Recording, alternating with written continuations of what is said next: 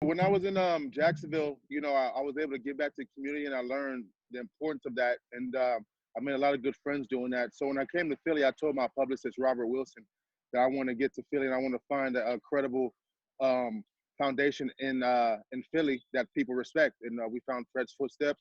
And so in doing that, we pledged 100K to the families.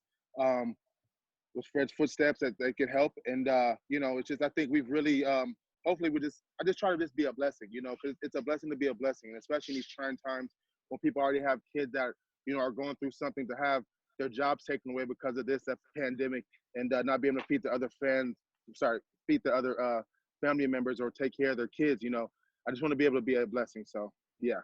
And speaking of feeding people, you also last week in Los Angeles pitched in at the LA County USC hospital. Yeah.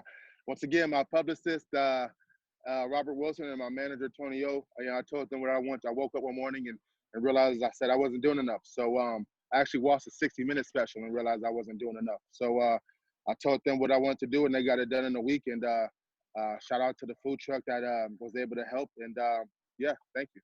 This seems like it's important to you to give back, especially, this is unprecedented times that you guys, a lot of these athletes, you don't have to be doing this, but you guys are helping out in the community and in your hometowns as well.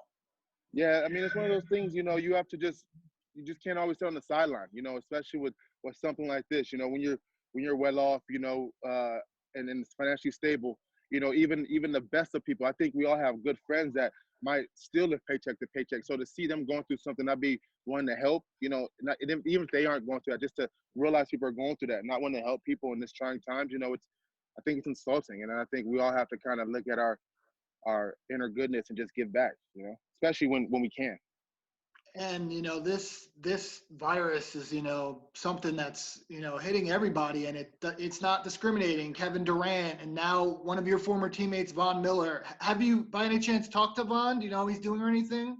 I know he's a busy man, and I'm sure he's had a lot of people hit him up. But I hit him up on Instagram. I told him, get well, we need you here, and he hit me back. So it's one of those things, I said what I had to say to him, because I really care about Von. He's taught me a lot of how to not only just to play the game, but have fun while you're doing it, So we need him here.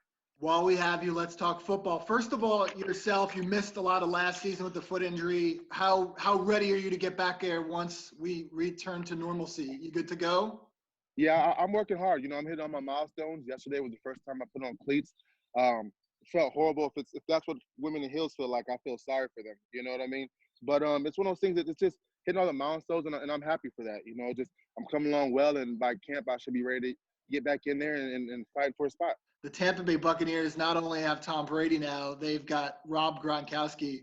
As somebody's who's played against those guys, with the Broncos and the Jaguars. What's your take on everything that Tampa's done and the change of landscape in the NFL?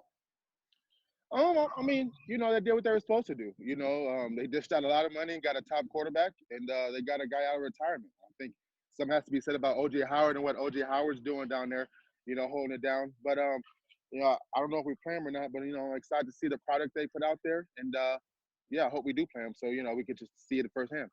What's it like as a defensive player going up against a guy that you probably all came up watching play? Yeah, no, I mean it's first it's humbling. You get to see one of the greats. You get to stand next to him, be next to him, play next to him.